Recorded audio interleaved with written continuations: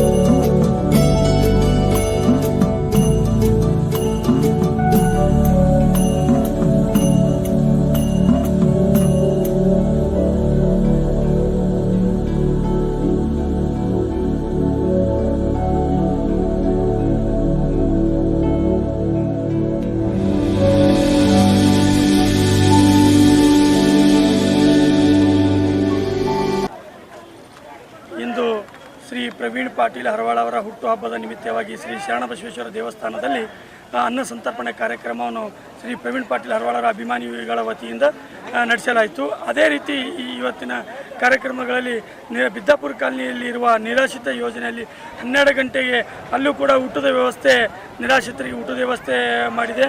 ಅದೇ ರೀತಿ ಸಾಯಂಕಾಲ ಯತೀಮ್ ಖಾನಲ್ಲೂ ಕೂಡ ರೋಜಾ ಇದ್ದಂಥವ್ರಿಗೆ ಕೂಡ ಅವರಿಗೂ ಕೂಡ ರೋಜಾ ಬಿಡಿಸುವಂಥ ಒಂದು ಕಾರ್ಯಕ್ರಮ ಇಟ್ಟುಕೊಂಡಿದ್ದೇವೆ.